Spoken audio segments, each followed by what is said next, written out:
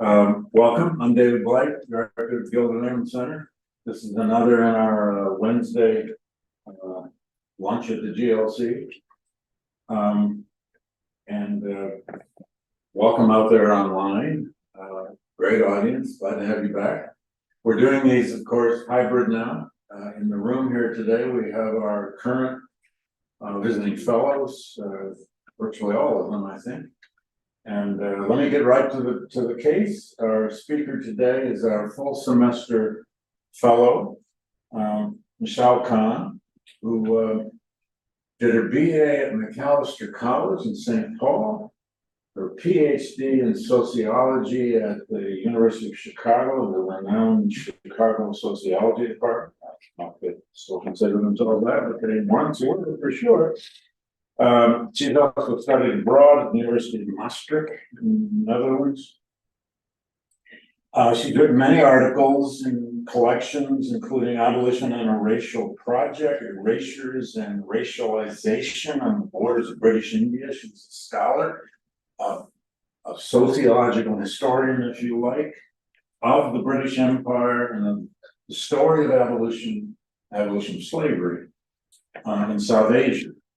She's working on a book here, somewhere in the middle or nearly done, maybe, entitled Empire of Innovation, Rethinking Abolition, Labor, and Freedom, British India and Beyond. This talk today is from that work. We've been thrilled to have Mishal here for the full semester, up in our third floor here. This talk is called Abolition Redux at the League of Nations, Managing Native Labor in British India and Beyond. Mishal, welcome again. It's all yours. And there you still your notes. Thank you so much for that introduction. And thank you everyone for organizing this event today. I see how much effort goes into just putting on these virtual / in-person events, and I just really appreciate it.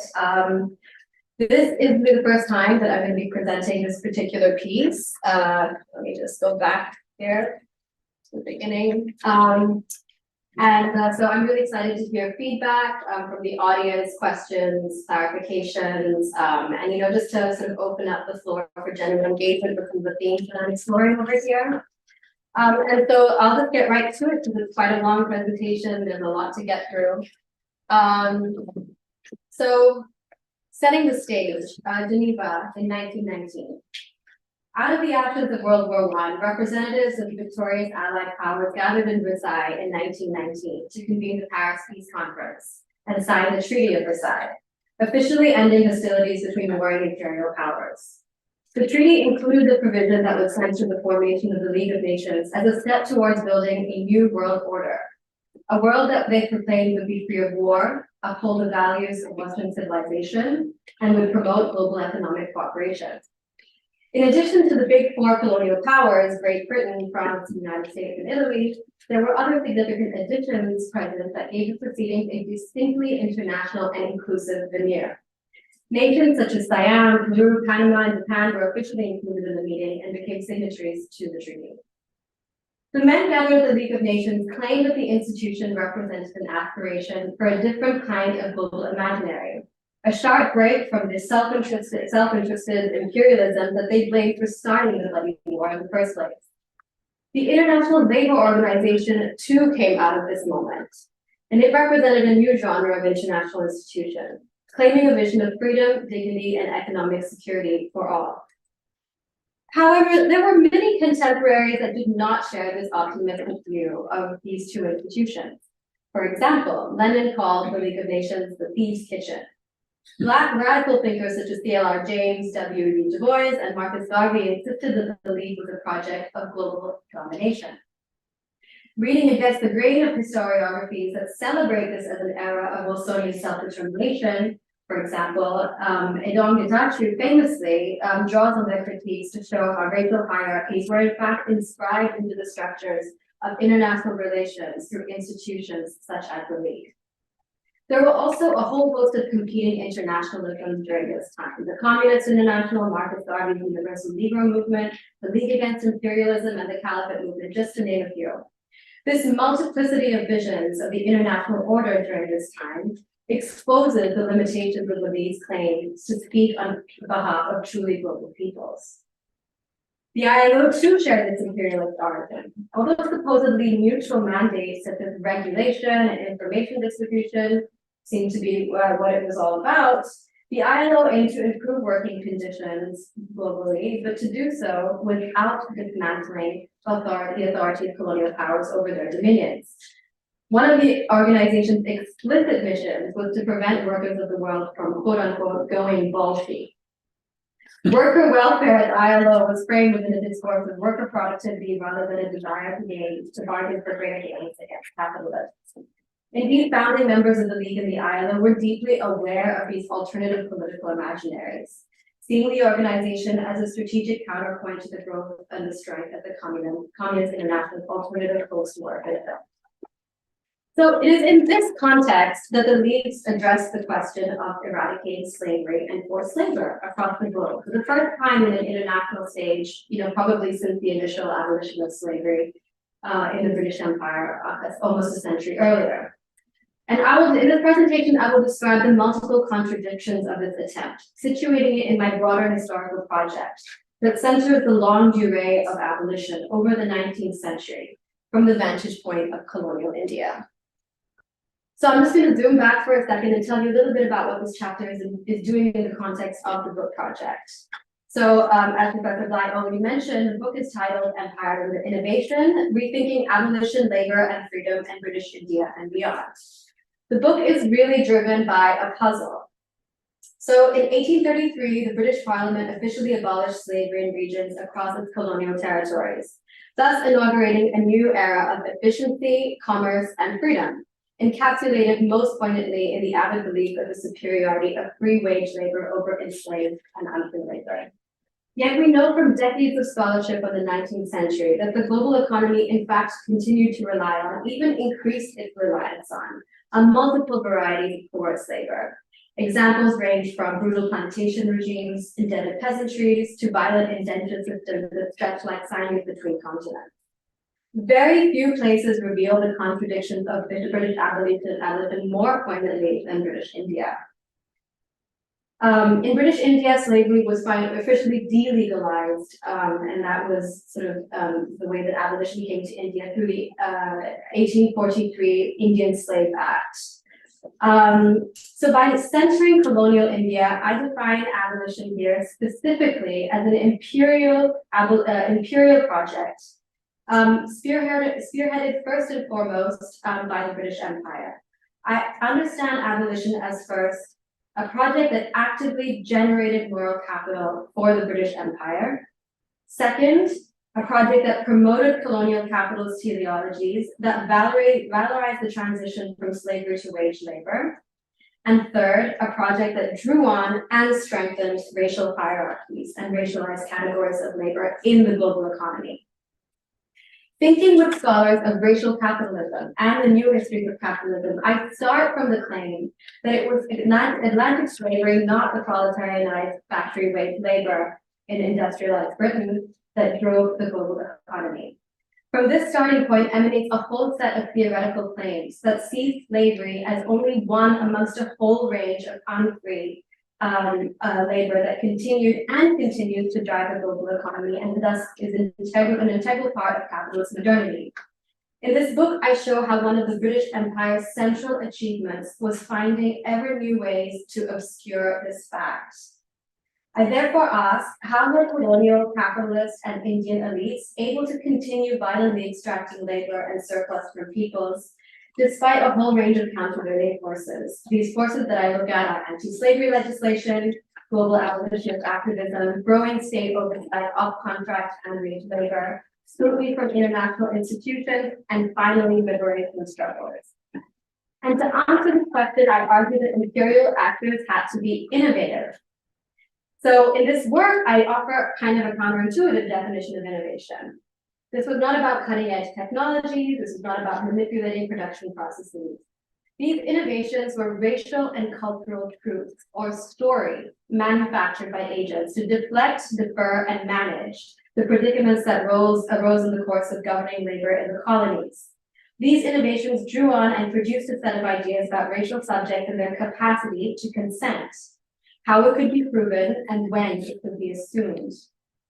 I trace the emergence of these innovations through three critical imperial activities in British India: freeing slaves, contracting workers, and responding to international anti-slavery activism, or the second abolition moment that I will describe here in a second.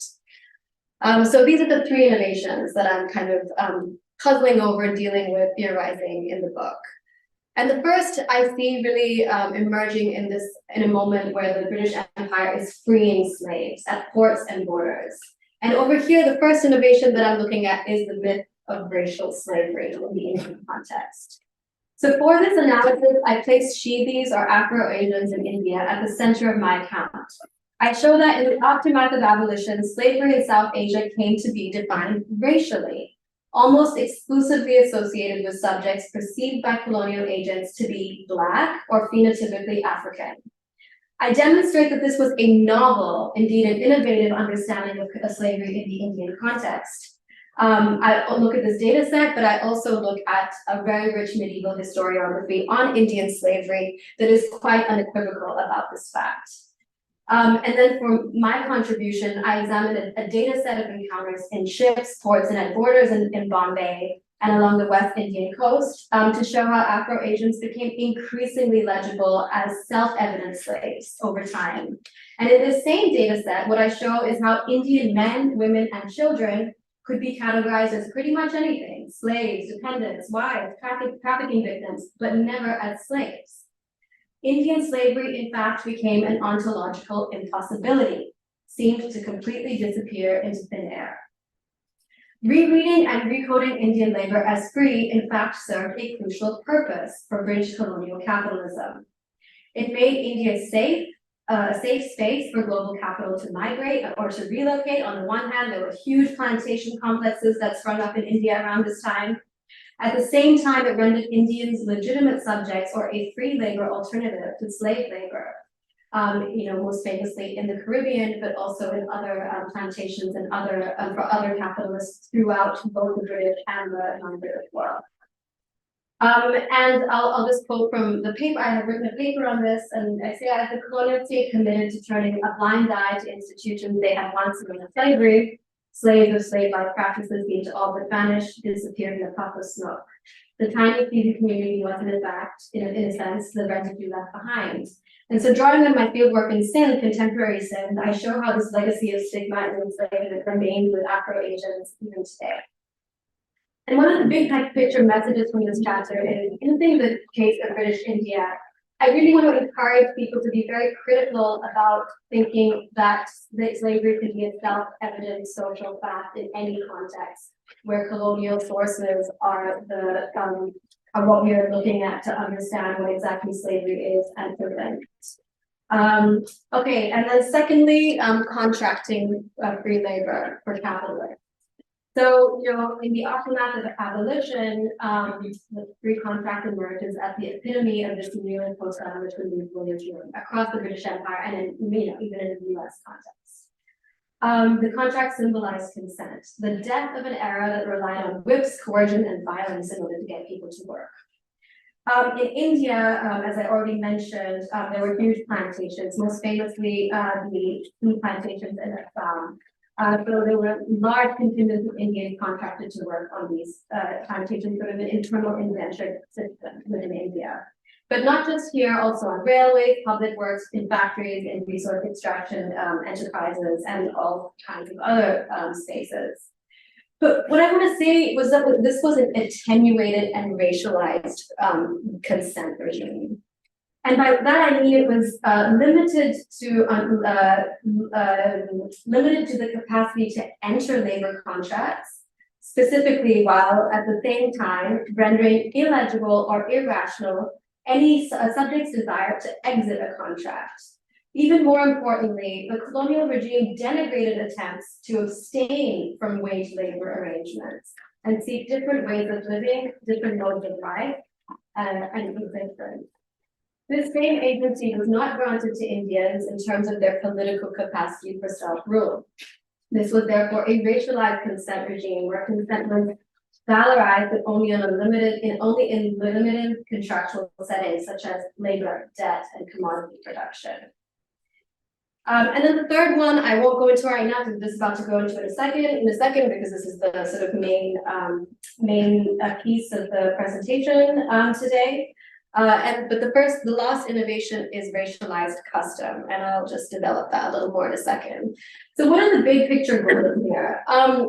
My goal in this presentation is to specify the mechanisms through which these innovations that I'm talking about in particular, and more general colonial logics of rule, become encapsulated into international law and, more importantly, normative codes for global state building in the 20th century.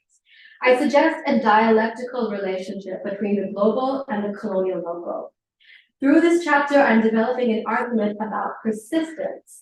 How is it that the mechanisms of abolition and these fixes, deflections, and alibis of liberal empire, the divides in the colony, became embedded in the common sense or business as usual of labor management in the 20th century?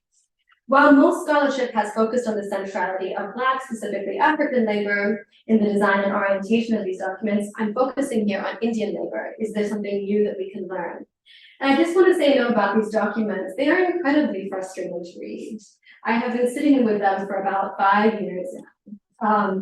And I have to say that they really started to make sense to me when I started to read the works of scholars such as Adele Blackett, Adam Gatachu, Mina Zubala, and Christopher Hughes, who are all thinking about this in a sort of very compactly open framework. And the documents finally started to make sense to me. So this is sort of my attempt to bring those theoretical frameworks into my own reading of the documents. Okay, so coming again to a second abolition moment, what do I mean by that? So for me, it's really about a continuation of the way that I described abolition at the outset. Actively generating moral capital for the British Empire, promoting capitalist teleologies, and of course, strengthening racial hierarchies. It is also a moment where there's an illusion of progress. The indenture system is abolished. There's a proliferation of conventions, the repeal of master and servant laws in British contract law, and also, a recommitment to end slavery and forced labor everywhere. There's groups all over the world who are sending in requests and pleas to end slavery. And you go from an imperial abolitionist project to really a global abolitionist project through these institutions. And then the first part of this, and this is like where I talk about that third innovating thing, and I'll just talk about it quickly here so that I can get into more of the global stuff. But the first part is thinking about impacts in India. What are the impacts of this moment in India? Part one, what I'm calling part one of the second abolition moment. And this is, in this chapter is where I start to lay out the connections between the global and the local by thinking about the impact of the League of Nations and the ILO on Indian labor governance. The 1920s were an era of a whole range of inquiries in India. The increased international and national security prompted a new discourse around slavery and forced labor of all kinds, with an intensity that actually hadn't been seen since 1841, before the passage of the Indian Slave Act. This period was also defined by a flurry of progressive labor legislation. The cluster of reports, however, shared a bizarre cadence, and that's what I found when I read them. I see a sort of synchronized rhythm of denial in many forms, trying to explain away many forms of servitude, debt, household labor, and vernacular practices. In this chapter, I trace the increasingly frantic deployment of the customary relationship by colonial officers in these documents. The Indian customary relationship emerged as a capacious and ill-defined category that took on a life of its own. And I say that it was an ill-defined category because, and again, this is where the novelty and the sort of innovativeness of the use of the term sort of comes in.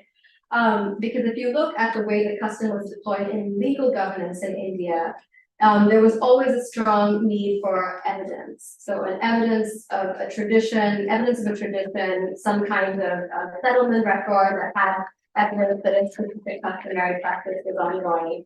But if you look at these documents, that requirement is entirely removed. Indian labor's consent to all of these laboring relations did not need to be evidence, but could be very safely assumed under this casual category of custom.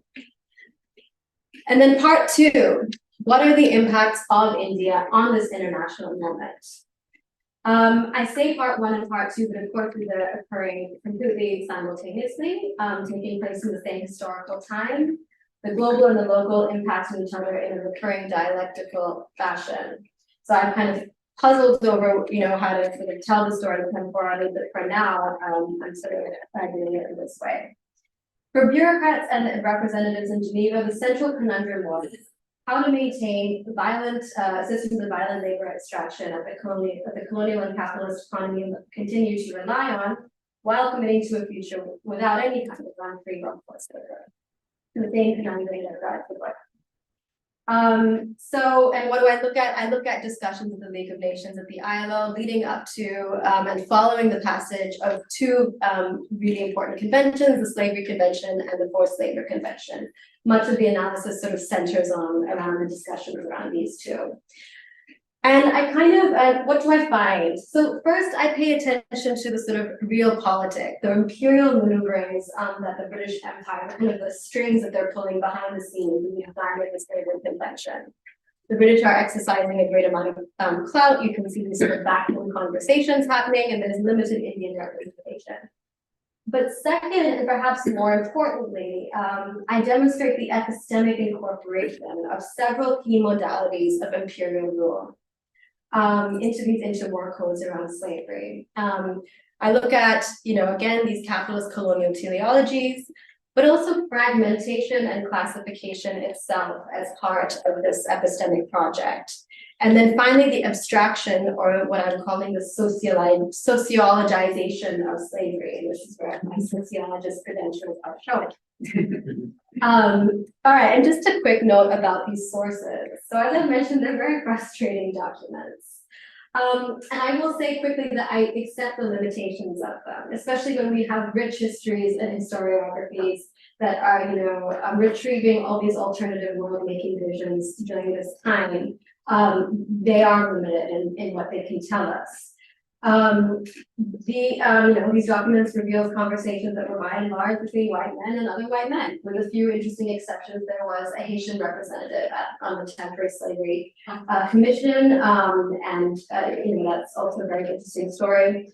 But I do not read these documents as evidence that lead actors profiled here were simply attempting to reinforce colonial forms of violence either. Rather, they were producing racial hierarchies in spite of their professed universal aspirations. I take seriously the hundreds and hundreds of pages of discussions on what exactly counts as slavery, what forms of forced labor are analogous to slavery, and what was a labor issue versus a slavery issue. There was true epistemic confusion that I can see in these documents. I see them as artifacts of this epistemic confusion, created by the inherent contradiction between liberalism, capitalism, and empire. Okay, so now to get into the specifics of what went on during the interwar period, and sort of just tell you the kind of nuts and bolts of the story, who the main actors were and what the main events were. So in 1922, Sir Arthur Maitland, who was the representative of the New Zealand delegation, spoke before the Third Assembly of the League of Nations, appealing to nations of the world to bring their attention to the evils of slavery and the slave trade. At the session, Maitland described the recrudescence, I think that's how you say that word, of slavery in Abyssinia in particular and Africa in general. Maitland was not simply representing his own individual moral agenda. This official plea at the Assembly was the result of months of tireless organizing by John Harris, the ardent spokesperson of the Anti-Slavery and Aboriginal Protection Society. When two British officials released a report on the existence of extensive slave trading and raiding practices in Ethiopia, Harris saw this as his opening to take up the issue and force the League to confront the question of slavery. Harris had maneuvered, coordinated, and negotiated slavery onto the League's agenda against the opposition of the British government. He also managed to get public opinion on his side by writing numerous editorials in the British press. There was over here, and this is going to be maintained throughout, there's still a focus on African slavery in particular. And a lot of this was bound up in the politics of censuring Ethiopia and trying to mitigate their claim to entry into the league, using sort of civilizational teleologies there.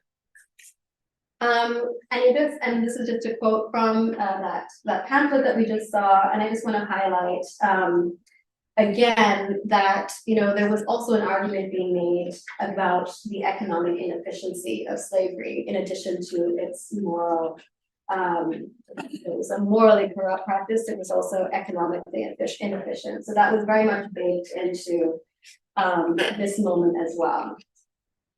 Okay, so the Temporary Slavery Committee, this is a picture of them. I searched long and hard for this, so I hope that everyone appreciates it. The Temporary Slavery Commission was formed in 1924 and held 7 meetings in that first summer. Initial correspondence demonstrates that the scope of the committee's mandate was still open to debate. For instance, should it address African slavery exclusively? That was actually a question at the time. To what extent should it deal with questions that seem closely related to slavery? Surely trafficking of women should warrant consideration. What about agricultural labor, forced marriage, domestic slavery? Grimshaw, who was a representative from the ILO, really wanted to know about debt slavery and corn and cactus practices that he had heard were regnant in Latin American countries or in India. And what exactly was slavery anyway? All practices restricting liberty or a virulent form of labor subordination. This was the beginning of frantic efforts to define slavery and conditions analogous to slavery that would continue throughout the life of the League, and I would argue, in fact, continues today. During this time, between 1924 and 1925, the Temporary Slavery Committee solicited reports from member states across the League, prompting the reaction from states of the kind that I described in India earlier. I would say a lot of panic, especially in places that were under British control during the time. So after 2 years of extensive debate and many typologies of free and unfree labor later, the committee ultimately settled on defining slavery as the following. Slavery is the status or condition of a person over whom any or all of the powers attaching to the right of ownership are exercised. If you know what that means, please email me and let me know, because I don't think I, to this day, really quite understand what it means. The passage of the Slavery Convention did not end the League's institutional engagement with the slavery question. So now we just sort of look, I just want to quickly highlight some of what happened afterwards. The Slavery Convention itself was signed in 1926. Scholars have called this, however, a paper tiger. There was no machinery of enforcement. A couple of years later, the Committee of Experts on Slavery was assembled in 1932, but this was short-lived and even less effective. Finally, the Advisory Committee of Experts on Slavery. They're very similarly named, so it's hard to keep track of them all. But in this third one, it was a moment of sort of a lot more activity. And this was mostly because of the leadership of George Maxwell, who was another member of ASAPS. Who really took the lead and injected new life into the slavery question. And it's now that you get this kind of expansion to review all kinds of slavery and labor issues from across the globe. And I'll just give a sort of snippet into the pamphlets that I found at the League archives. And it's really fascinating to see all of the issues that Maxwell was trying to investigate in this moment. And it wasn't just that he was commissioning reports, but he was getting reports from church groups, from women's groups, from local anti-slavery societies, all trying to send in different social traditions, social practices that they thought should be under consideration at the League. So, and then of course I just, let me go back for a second. I do want to bring attention to the fact that even though we see this proliferation, the emphasis on African slavery absolutely remained throughout.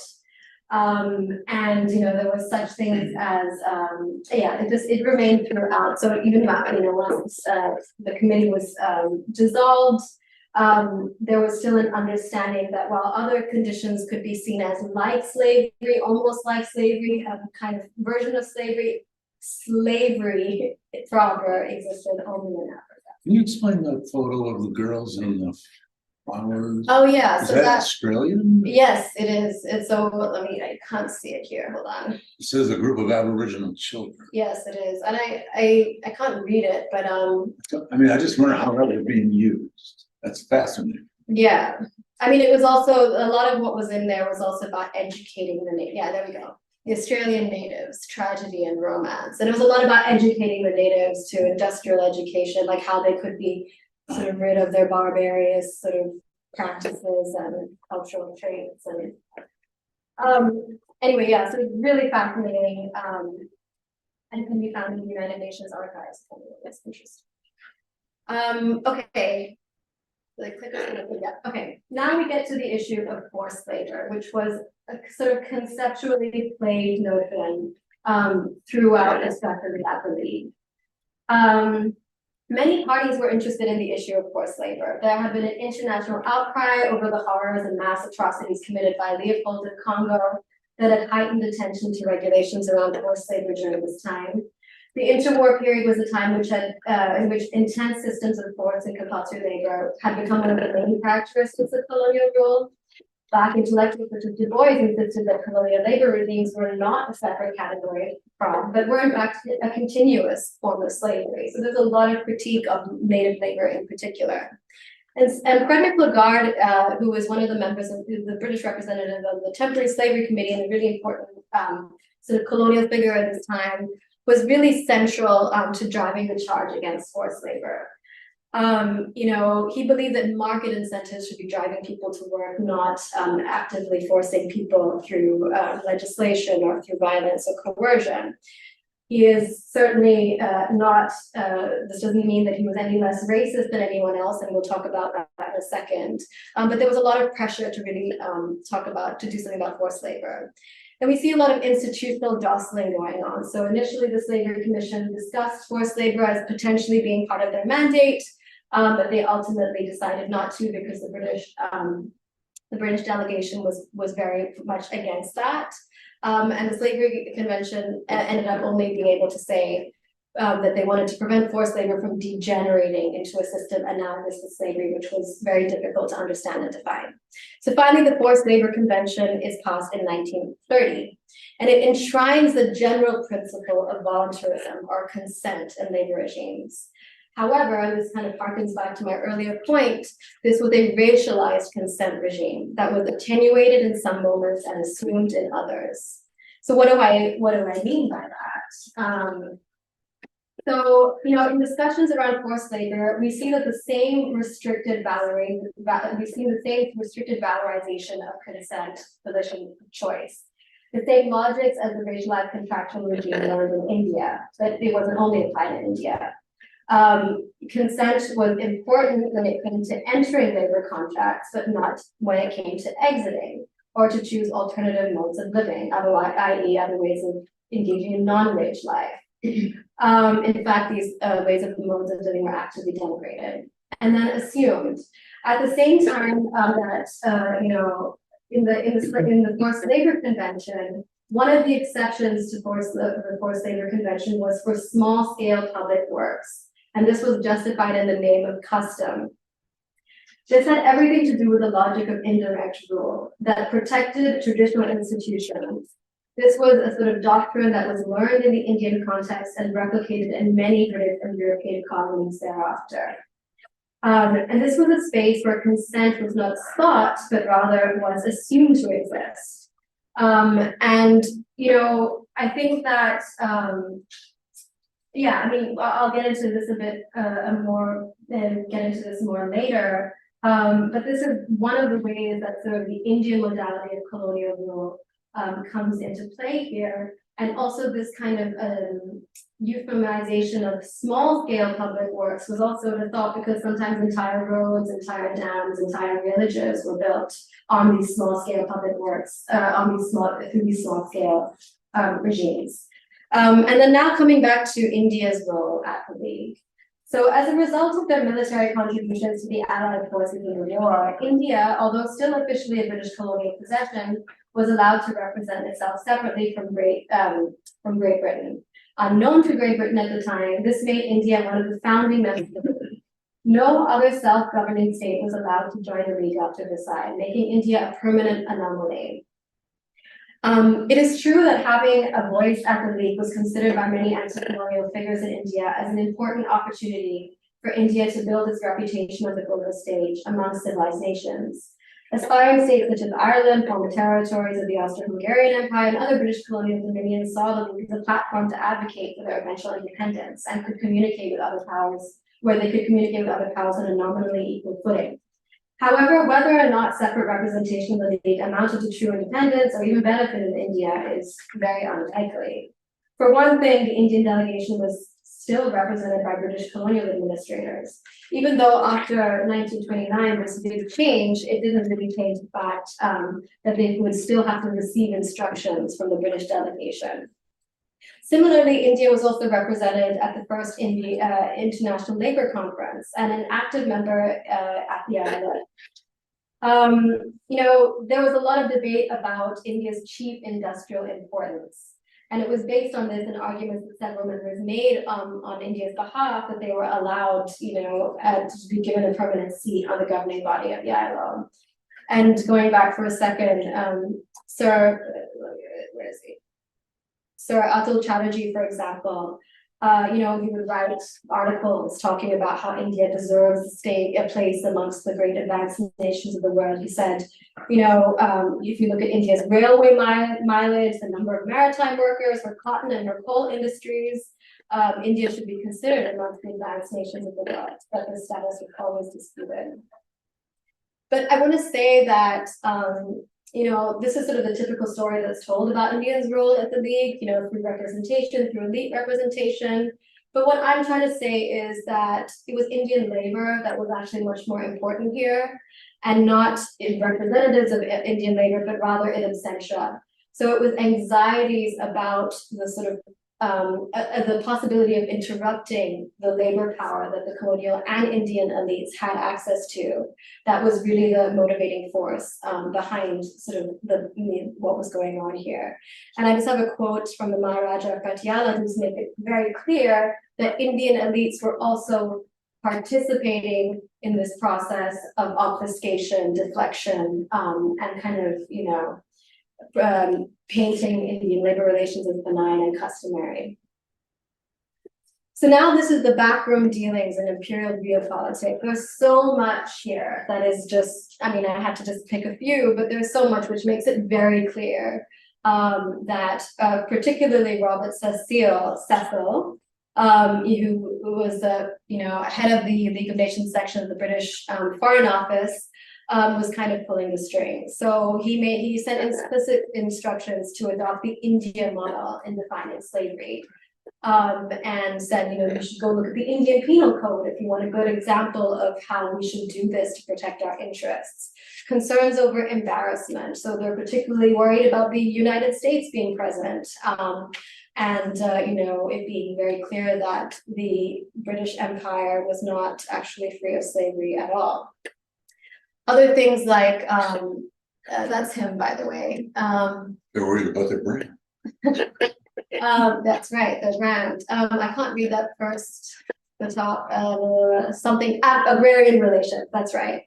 And this was particularly important. And they said this quite clearly. We're very worried about forced labor being defined so narrowly that land tenure in India might come under critique, in the sort of international community. Question of scope, they literally said, let's make the terms used more general, let's redraw the instrument in more general terms, and then of course, addition of delaying language. So the India office insists on adding words like eventually, as soon as is practicable.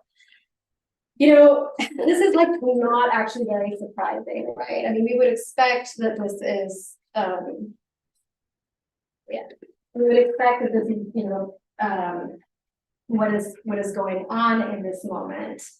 But I think what's more interesting is to explore the more subtle ways that the epistemological assumptions and racial or cultural innovations that I've been talking about really make their way into these discussions and get codified into conventions. And that's what I'll focus on now. So first of all, colonial and capitalist teleologies. So Lagarde was obsessed with this even when he was on the Temporary Slavery Committee. He kept asking, what measures have been taken to facilitate the transition from servile or compulsory labor to independent production? And then there's a promotion of capitalist or laboring subjectivities, the belief that the market incentives should drive people to work.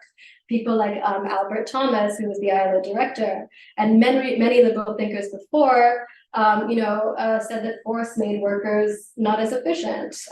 It made them hate the work, made them less industrious.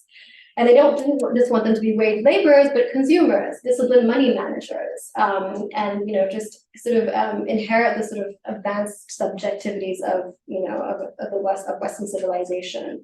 And this is very clear, in this booklet that's produced in 1926 by the ILO. It's an apt demonstration of these teleologies that I'm talking about. Not just slavery, but slave mentalities, dependence, and servility in general are not indicators of the ongoing underdevelopment of colonial lands, but rather they're framed as problems of the native peoples themselves. And marks these practices as temporally located in the past, less developed phase of human history. Slavery was thus a social evil of the past, and free wage labor was the solution and the hope for the future, obscuring the extent to which capital demanded wage and contract labor at the same time as slavery and all other forms of unfree labor. And then, I have to mention the ILO Native Labor Code, which is an example. It shows very clearly that this wasn't just teleological, but this was distinctly racial. The ILO, the Native Labor Code, was drawn up as an exception to the ILO's regular rulemaking. The ILO saw colonial labor as a special form of labor, and to which distinct norms applied. And again, this stemmed directly from the logic of colonial rule. The idea that traditional and racialized peoples were subject to an entirely different logic of governance, that their motivations and their reasons for engaging or not engaging in labor, for doing anything that they do, was somehow governed by impenetrable logics. A South African scholar, Christopher Gevers, described this as international apartheid. And he points out this is the only instance of deviation from the universality of the ILO history. And you see these recurring assertions that forced labor is a sort of has an educated purpose, and the Portuguese represent this very well. It was necessary to compel the native to work by humane processes, drawing him by progress in education out of his backward and barbarous conditions. So while Lagarde and Thomas, for example, would have denounced this openly racist language, it wasn't actually much different, their perspective. And the next, fragmentation. So what I mean here is both sort of institutional and sort of conceptual fragmentation. This whole back and forth about what belongs in the slavery convention, what is slavery? Is it ownership, a form of labor extraction, a form of racial domination? Much of this complexity becomes erased. Forced labor, is it a slavery issue? Is it a labor issue? The institutional back and forth. And then debt bondage I haven't talked about, but in Frederick Lagarde's original typology, debt bondage was something that he considered should be on the agenda of the temporary slavery committee, but it was not. Finally, George Maxwell sought to keep it alive, but the ILO claimed that they were just simply too busy. So you see this kind of fragmentation going on. And in addition to that, this kind of obsession with classification. And I love this picture because it just, there's many versions of this, but in a less sort of neat typed out forms. But you can see here this real attempt to try to figure out, these classification schemes. The knowledge production and the classification endeavors of the League were themselves, at the League was itself a hegemonic project, rooted in the extraordinary power that colonial powers possessed, especially over their colonial possessions. However, the very attempt to splinter the great mass of social and labor relationships into distinct categories was part and parcel of the process of order making, rendering invisible the continuities between racial slavery and a vast array of labor practices that the ILO and League members confronted in this moment. In this account of skirmishes between the ILO and the League over where slavery began and where forced labor ended, we can see how this knowledge-making classification project itself actively affirmed the technical authority of these international bodies, the teleologies of the rule, and the racial logics of the colonial order. So, classification as itself an epistemic erasure. That's what I'm thinking about now. And then finally, defining slavery as an abstract and theoretical exercise. What I sort of am thinking about is, the sort of beginning of a sociological understanding of slavery. And I'll just read out the quote because I think this captures it really well. And this is a report to the League on the progress of the Temporary Slavery Commission. The commission members went into considerable detail and dealt with special conditions in various countries, and many of them would not be applicable to other countries. However, certain general principles emanated from these suggestions, which he thought might well be adopted by all civilized nations as the minimum code and standard in this matter of slavery. So defining slavery, forced labor, and a variety of other practices was seen as simply an abstract and purely theoretical exercise. That universal principles or an essence of slavery can somehow be gleaned from looking at all these different practices from across times and places. And this, what I'm calling it a distinctly sociological approach to analyzing slavery, runs completely counter to what I see in the Indian context, where such universal definitions are not only completely sort of historically inaccurate, but they actually do violence to the complexities of different forms of unfreedom on the ground. So I'm really done here. Just to sort of reflect quickly on how this sort of instigates a long 20th century of racial governance. So the slavery and forced labor conventions are still in force today. There was at the United Nations, United Nations sort of inherits them, and they are supplemented in 1956 and 1947, and there's been a number of attempts to update them, and they are universally ratified by every member of the United Nations now. However, a lot of these assumptions, and especially the teleological assumptions that I'm talking about, are still very much present in how anti-slavery is thought about, anti-forced labor is thought about today. And I would suggest that there may be actually more abolition moments that we think about in the 20th century. So a third abolition moment might have been in the 1990s. This kind of anti-sweatshop labor, this proliferation of NGOs targeting modern slavery, bonded labor, and things like that. And perhaps a fourth more recently, and I'm here at the GLC, this has been one of the subjects of the GLC and something that it's been critically looking at. And I've learned a lot from a lot of the people who have come out of here. But this whole legislation around modern slavery, anti-trafficking, huge amounts of US government investment in eradicating forced labor. So we might still be in that fourth abolition moment. And then final reflections, especially as we, think about, like, as I've just been watching the global order unfold today, can we envision a global governance regime that does not bear the marks of these racialized systems of inequality and colonialism? What are the limits of abolition as a historical rupture when racial systems of attributing value to human life persist? And then how do we engage in a project of undoing these hegemonic projects of fragmentation? So insisting on the connectivities between racialized dispossession, exploitation, expropriation, and other forms of racial domination. Thank you very much.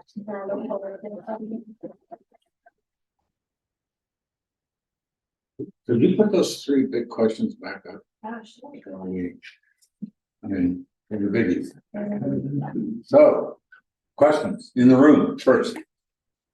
Go ahead and sit down. Right now, we should just. Questions in the room? Yes.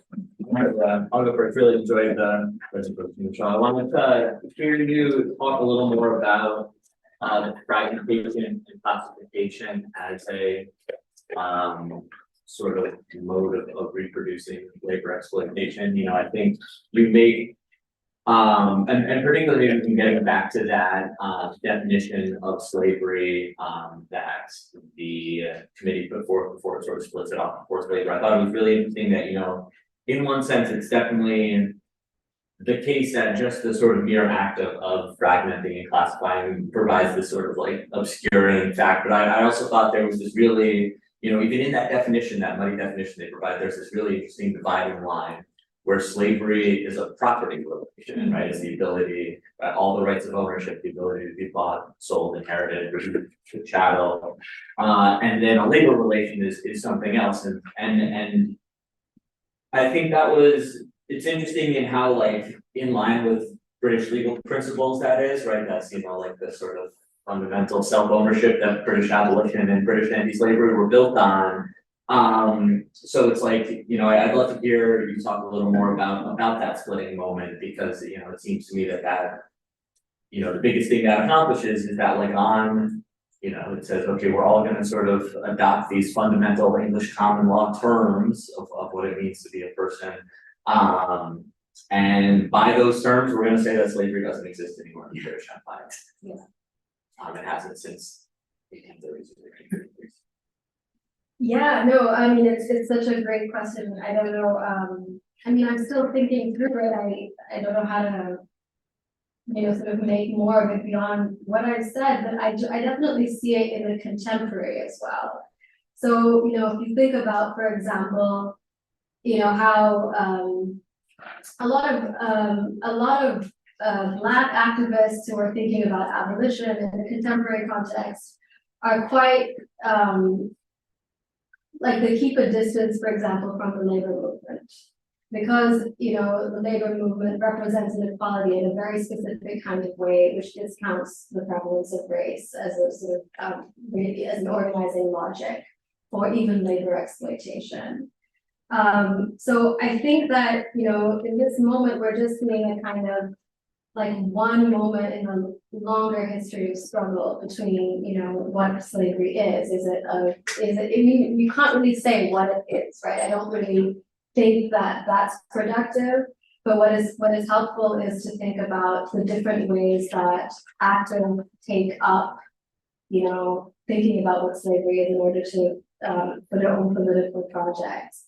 And also, I think it is a critique of the labor, the sort of the way that the emphasis on, you know, and this is also a critique of Marxism, right, which is what Black Marxism is responding to. It's a critique of the way that, you know, the many kinds of domination that exist in the world today cannot be reducible to exploitation or labor exploitation in that particular kind of way. And racial slavery, you know, specifically we're talking about this, you know, slavery in the New World, it's a prototypical kind of slavery. It really demonstrates to us the limitations of that kind of understanding. So I just think they're grappling with this here, and they're not doing a very good job. You know, they don't have any smart answers, and definitely not smarter answers than Cedric Robinson or, you know, or the boys would have. But I see that slippage, you know, just as something indicative of these conceptual problems. Yeah, but thank you for the question. Others in the room besides me? Yeah. Well, go ahead, but I want to hear you a little more on the issue. I think it's fascinating. You use the terms denial, deflection, and euphemize. You also use the term stories. You also use teleology. I mean, are you saying then that, especially the Brits, who are trying to hang on to their empire, especially in their biggest position of all India, are in such a state of use terms like confusion? In this early 20th century moment of a shattered world because of World War I, what are they confused about? They don't seem confused about race. I mean, that seems at the core of your argument. But they are confused about how to define free labor, what's enslavement, what's not, what's exploitation. I'm not looking for sympathy for them. I'm just looking to understand, what are they confused? If they're not confused, well, they're trying to hold on to racialized concepts here because they don't know to live without it. And they say lots of possessions in Africa, God knows. What are they confused about? Yeah, this is such a good And question. it really relates to these biggies at the end too. Yeah. Go ahead. I mean, this kind of goes back to the struggles that I've had with these sources, Yeah. like how do we tell a story about, what is going on here? Is this confusion, right? And that's one, and that is, it's definitely there. And, in early iterations, I emphasize that more because, I sort of saw this as a kind of almost comical story of these, old white men sort of trying to figure things out. British dandies. Yeah, and then all kinds of peculiarities, and they've got these kind of, it's funny, they're slighted by a committee and kind of letters waxing lyrical about, oh, I cared so much about the slaves in Africa. And they didn't let me join the committee. So there's a way to tell the story which kind of romanticizes them, makes them seem like they're just sort of confused and genuinely trying to do the right thing.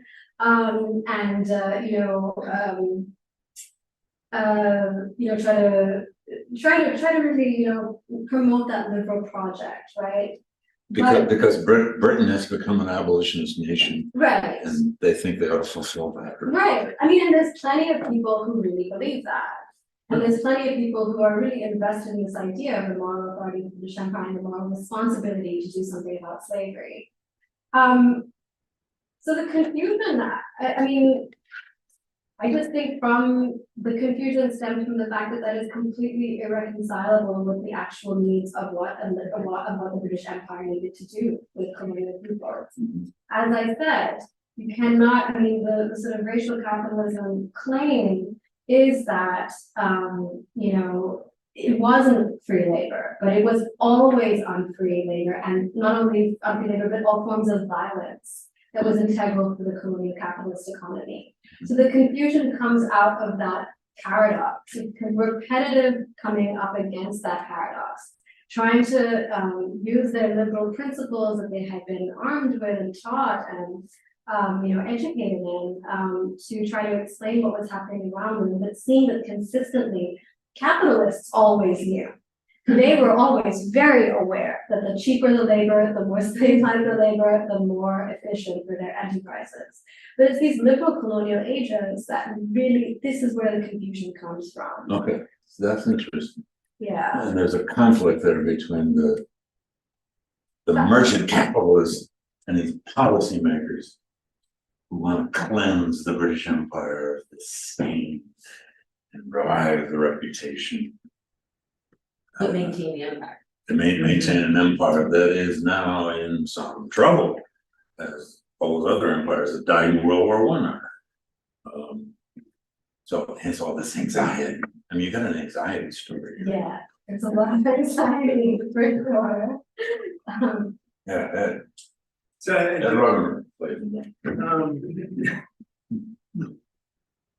I wonder, I'm interested in this question of definition of slavery, and is that important to you? Or, because when you had all those different reports on slavery in Hong Kong and slavery in India and Europe, it reminded me of Orlando Patterson. Because that's what he did. He compared, as a sociologist, right? He compared all of these theories. For those of you who don't, he compared all these different systems that came out of the definition of social, right? But what I get the sense that you're saying, and please if I'm wrong, that this idea of defining slavery is a way of distinguishing the chattel slavery of the old empire as part of the past, Mhm. and the slave market, etc., and the auction block, and the transatlantic slave trade, and the domestic slave trade, any kind of trading in people as property, as illegitimate. But then all kinds of forced labor, which might be defined as customary, which might be defined in any number of ways, It still is today. and still is today, and are all very much racialized, although not necessarily Africanized, not necessarily Africanized, are somewhat more legitimate for that generation, right? That generation of imperialists who wanted to maintain the profitability of empire and all the capitalist industries that were embedded in that, but wanted also to claim the moral capital of being abolitionists, and using that, especially in Africa. I mean, I know he's a journalist, but I read King Leopold Ghost a long time ago, and I still find it so persuasive about the way that the British use their abolitionist credentials to justify the expansion of the empire. Even Americans bought onto that. Totally, and it fit right into our racial paradigm as well. So is that Who doesn't want to be an abolitionist nation by the right? Everybody. turn of the 20th century? But this thing on definitions, is it simply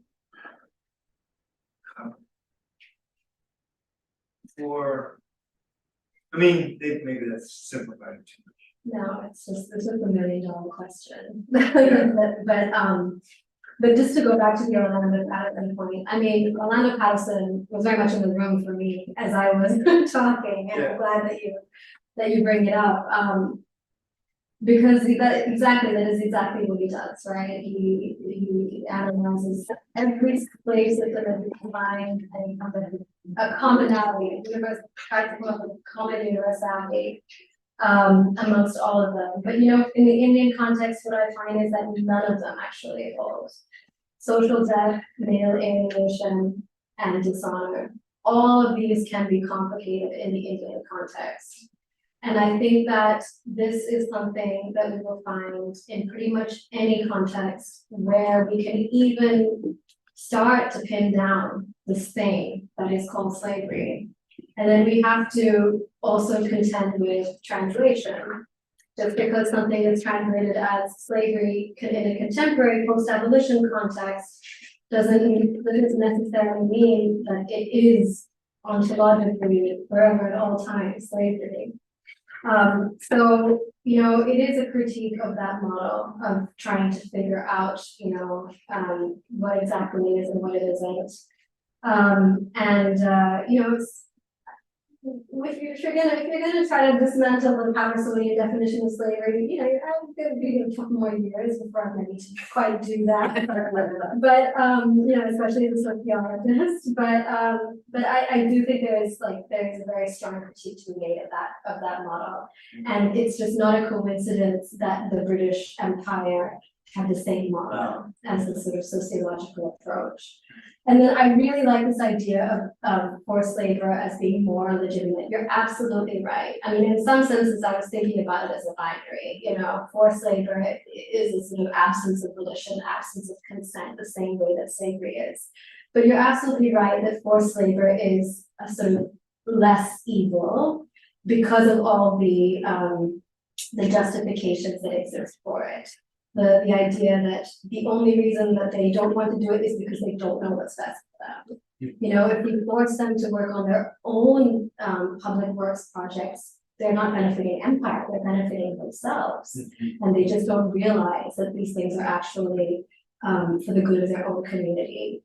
So the sort of ability to find loopholes and racial justifications within forced labor as a category is much stronger, I would say, you know, existing today, as Professor Duggan mentioned. So I think that's a really good point, and that's something I want to emphasize in some future iterations of this project. But yeah, well, thank you for that, and we'll see what I can do about, you know, thinking about the sociological. Well, bring Orlando here in a year or two, bring you back. Katie. I mean, not so much a question, but just something to think about that you touched on, but this whole conversation of what is or isn't slavery isn't involving people who have been enslaved, forced into debt. It doesn't involve survivors. And in the conversations that I've had with survivors of whatever we're calling, like quote unquote modern day slavery, trafficking, yada yada yada, they'll tell us what it feels like, right? Like to me, that's the most important. People in those places are missing from the ILO, from the UN, from you know at the time. Now the UN is a little more of it, but just that all of this is happening. It's sort of academicized, right? Of like, well, we can. I mean, I think we all agree that forced labor is bad, but you know, they created these loopholes to maintain an empire. Like, no one, like, I don't really care what they think. Right? I only care what they think in the sense that it had an impact and did harm, and continues. I mean, absolutely, and the first, like the freeing slaves chapter that I've written, it starts with a British colonial officer attempting to free a Black subject on the Indian Ocean, and him turning around and saying, I am not a slave. I am a free seaman, I'm going from point A to point B, what are you doing? And the colonial officer saying, oh, I can't do anything about people who don't have an inherent love for freedom.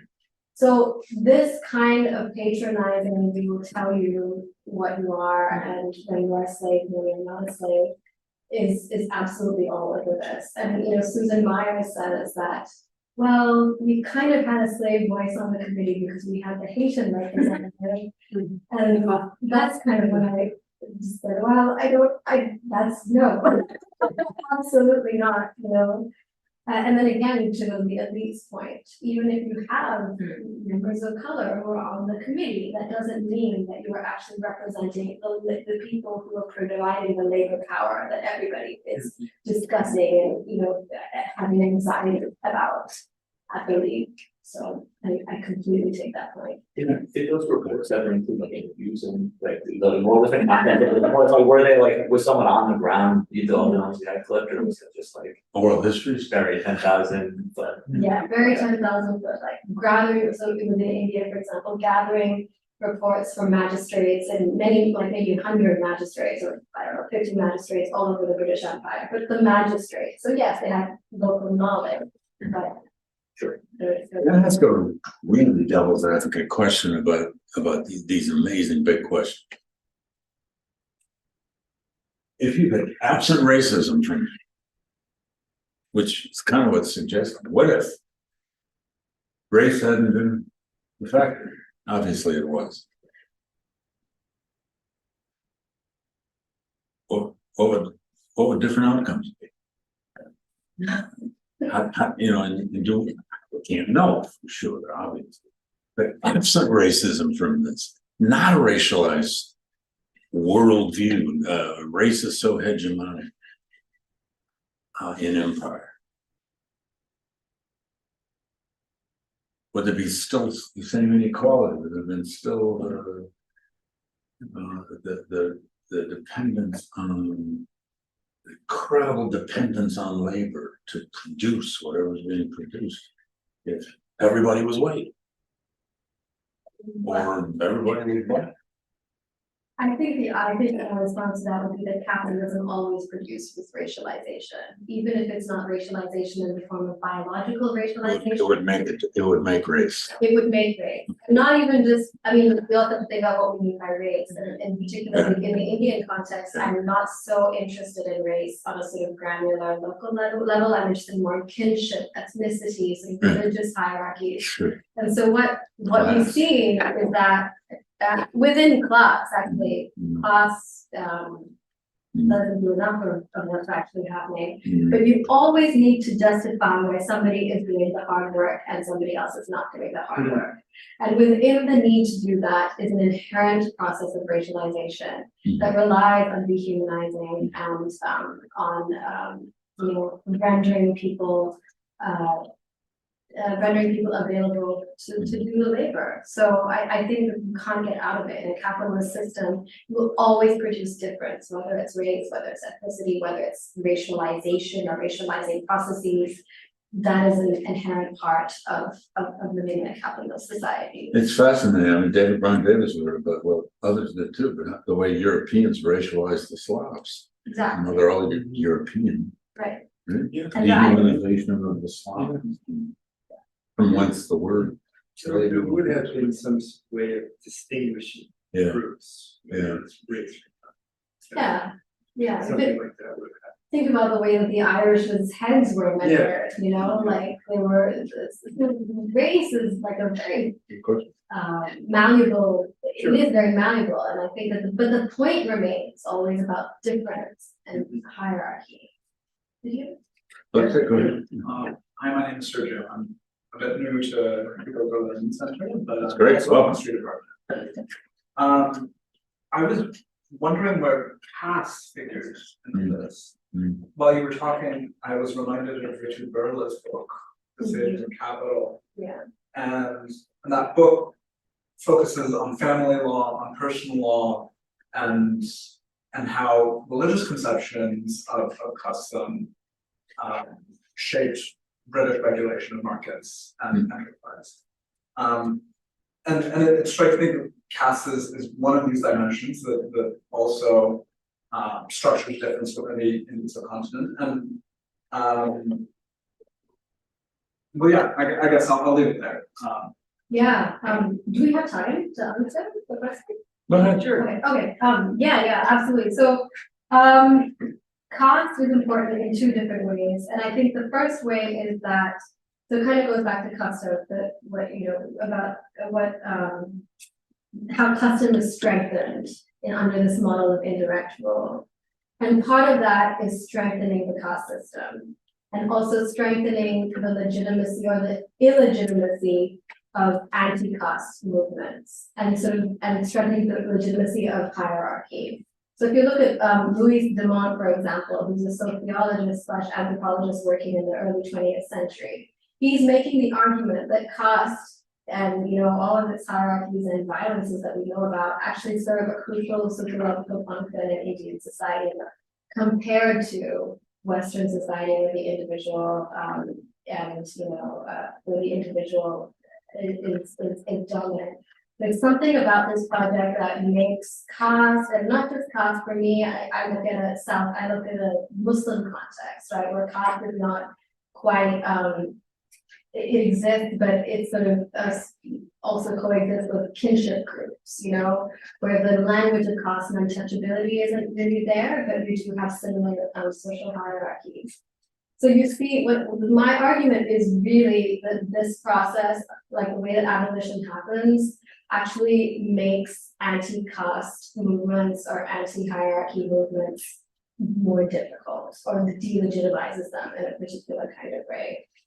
So that's one way in which cost is really important. And the other way is that, again, just to go back to the difference point, right? Cost is the way that racial capitalism, quote unquote, manifests in India. Like, it is through these sort of pre-existing forms of racial hierarchy. Untouchable labor becomes like a huge part of, how these plantations and these global commodity production endeavors are mobilized and are used. So, I hesitate to say just replace race with cost. I don't think that that's very responsible, but I do think that it gives us an inroads into understanding, like, what does it look like in the Indian context, and then my work shifts us even further and says, okay, even in places where it's not cost. But so it's very important, obviously, and in my final chapter, I look at why social movements fail. And one of the arguments is a failure of social movements to their claim to be like slaves or unfree in some way fails, right? And because of that, I see that as because of this custom thing that's happening, and part of that is this kind of solidification of the legitimacy of cost as an organizing principle. And a very quick follow, is that treated as part of family law or personal law? Where does custom fit legally? Yeah, cost is treated as in family law, yes, and I'm sorry, I meant for the sheets, there we go, that's my question, for the sheathings, yes, oh, for the declarations. where does cost fit with them? No, as in, are they treated as a different group? Oh, are they? Only personal or family? Oh, yeah, that's a really good question. Like a sovereignty or something? Yeah. Yeah. Yeah, that's a really good question. I'm not actually sure how to answer that. I mean, I would say, yes, to the extent that all cost groupings are, like, you know, if they have a customary tradition, it might be legible in a court, like it might be a reason to the court to mandate or to promote certain practices, but yeah, that's sort of the extent that I can think of at the moment, but it's a good question to think about that one a bit more. You know, we'll have to end, but about 9 or 10 years ago, we did I'm sure we've told you this, maybe we did an entire conference on slavery and slave trade in the Indian Ocean. You know, from Zanzibar to India and everywhere in between, including the Persian Gulf, and that was fascinating. Especially for Americans who know nothing about it. Maybe in the near future, we should do a conference just on India. Which is a whole universe, of course, we can call it India and complexity. You want to help to organize it? I know all that. In Chile, we ever collaborate? The next idea. Yeah. I'm not joking. I'm not joking either. Thank you to the online audience for joining us. Thank you, everybody here in the room. Thank you to all of our fellows. And Mishal, mostly thank you.